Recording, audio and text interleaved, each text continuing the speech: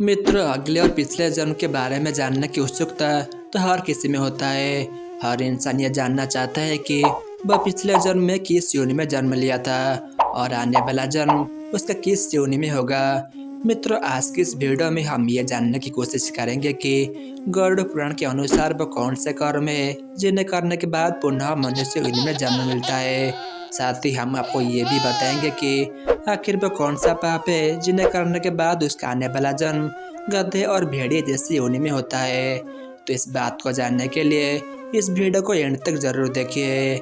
नमस्कार मित्रों, स्वागत है आप सभी का द यूनिक बातें यूट्यूब चैनल पे। मित्रों, गरुड़ पुराण की बात करें तो इसमें मनुष्य के हर कर्मों का लेखा जोखा दिया गया है, जो न तो केवल पाप पुण्य का निर्धारण करते हैं अपितु मरने के बाद मिलने वाली सजा और अगले जन्म की यूनिता के बारे में बताते हैं। गरुड़ पुराण में कहा गया है कि कर्म अच्छे हो या फिर बुरे, सभी का फल संसार में जन्म लेने वाले हर जीव को मिलना तय है। इंसान का अधिकार सिर्फ कर्म करना है, फल देने का अधिकार तो सिर्फ ईश्वर के हाथ में है। सिर्फ यही नहीं, गरुड़ पुराण के अनुसार मनुष्य अगले जन्म में किस योनि में जन्म लेगा यह भी उसके मृत्यु से पहले ही तय किया जाता है, और यह तय होता है मनुष्य द्वारा किए गए कर्मों के आधार पर। तो आइए सबसे पहले जान लेते हैं कि किन कर्मों को करने पर कौन सी योनि में जन्म मिलता है। मित्रों, सबसे पहले हम आपको ये बता दें कि ऐसा बिल्कुल भी नहीं है कि इस जन्म में मनुष्य जन्म मिलने पर अगला जन्म भी आपका मनुष्य जन्म ही होगा। गरुड़ पुराण के मुताबिक जो अच्छे कर्म करते हैं केवल उन्हें ही मानव जीवन मिलता है। यही नहीं, कुछ ऐसे जीव भी होते हैं जो अपने कर्मों के कारण 84 लाख योनियों में भटकते रहते हैं और आखिर में जाके उसका जन्म मनुष्य योनि में होता है। गरुड़ पुराण में लिखी एक कथा के अनुसार एक बार महर्षि वेदव्यास से ऋषियों ने पूछा कि किस कर्म से कौन सी योनि में जन्म मिलता है। तब उन्होंने ऋषियों को इसकी विस्तार पूर्वक जानकारी दी। वेदव्यास जी ने बताया कि जो भी पुरुष पर स्त्री के साथ संबंध बनाता है और हमेशा स्त्रियों का अपमान करता है उस व्यक्ति को भयानक नरक भोगना पड़ता है।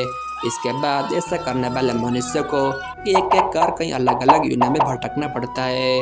महर्षि वेदव्यास ने बताया कि मनुष्य को हर स्त्री का आदर करना चाहिए, फिर भले ही वो पराये क्यों ना हो, अन्यथा ऐसा करने वाले सबसे पहले भेड़िए के रूप में जन्म लेते हैं। इसके बाद वो कुत्ता बनते हैं, फिर शेर, गीद, सांप, कौआ और बगुला बनते हैं। इन सभी योनि में जन्म लेने के बाद ही जाके उसे मनुष्य योनि में जन्म मिलता है। महर्षि कहते हैं बड़ा भाई सदैव पिता समान होते हैं, इसीलिए वह सदैव भी आदरणीय है। कभी भी किसी भी परिस्थिति में उसका अनादर न करे, अन्यथा कोंच नामक पक्षी के रूप में जन्म लेना पड़ता है। कोंच पक्षी का जन्मकाल 10 वर्षों तक होता है। अगर इस दौरान उस पर ईश्वर की कृपा हो जाए तो वह अगले जन्म में पुनः मनुष्य योनि में जन्म ले सकता है, अन्यथा उससे दूसरे योनि में भी भटकना पड़ सकता है। इसके बाद वेदव्यास जी आगे बताते हैं कि चोरी करना हमेशा से ही गलत है, फिर चाहे वो सोने की हो या फिर वस्त्र की, चोरी हमेशा से ही पाप होता है और चोरी करने वाले मनुष्य को इसका फल भी अगले जन्म में भुगतना ही पड़ता है। उन्होंने कहा अगर कोई व्यक्ति वस्त्रों की चोरी करता है तो वह अगले जन्म में तोते के रूप में जन्म लेता है। अगर व्यक्ति ने सुगंधित पदार्थ की चोरी की होती है तो वह अगले जन्म में छछूंदर के रूप में जन्म लेता है।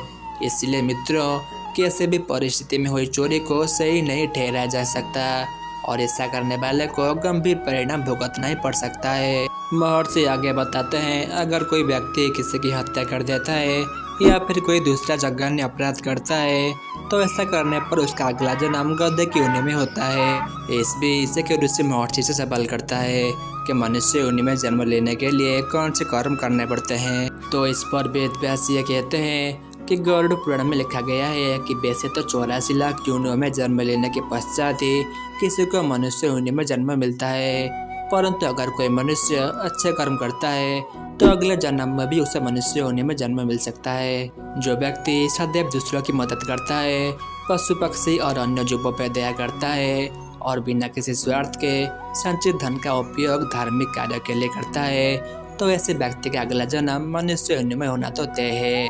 मित्रों, इसके अलावा गरुड़ पुराण में यह भी कहा गया है कि मनुष्य के अंतिम समय में मनुष्य की आसक्ति जिस चीज की ओर होती है उसका अगला जन्म भी उसी पर निर्भर करता है। यदि कोई व्यक्ति मृत्यु के अंतिम समय में अपने पालतू कुत्ते को याद करते हुए प्राण त्यागता है तो उसका अगला जन्म कुत्ते के योनि में होना निश्चित है। जो मनुष्य अंतिम समय में ईश्वर का नाम जप करता है तो वह मुक्ति के मार्ग पर अग्रसर हो जाता है, यानी मृत्यु के अंतिम क्षणों का विचार उसके अगला जन्म का आधार बनता है। इसलिए शास्त्रों में कहा गया है कि मरते समय सदैव राम नाम का जप करना चाहिए। तो मित्रों, आज की यह वीडियो आपको कैसा लगा नीचे कमेंट करके हमें ज़रूर बताएं। वीडियो अच्छा लगे तो वीडियो को लाइक करें, अपने तमाम मित्रों और रिश्तेदारों के साथ इस वीडियो को शेयर करें। ऐसा ही अनोखे वीडियोज और देखने के लिए हमारे चैनल द यूनिक बातें को सब्सक्राइब करें। वीडियो खत्म करने से पहले आज के सवाल को हम देख लेते हैं। कितने योनियों में जन्म लेने के पश्चात मनुष्य योनि में जन्म मिलता है? Option A 82 lakh, option B 84 lakh, option C 86 lakh या फिर ऑप्शन डी 88 लाख। अगर इस सवाल का जवाब जानते हैं तो इसका जवाब आप हमारे कमेंट बॉक्स में ज़रूर बताएं। आज के खातिर बस इतना ही। मैं आपका दोस्त आदर्श जल्द ही मिलूँगा एक नई वीडियो के साथ। तब तक के लिए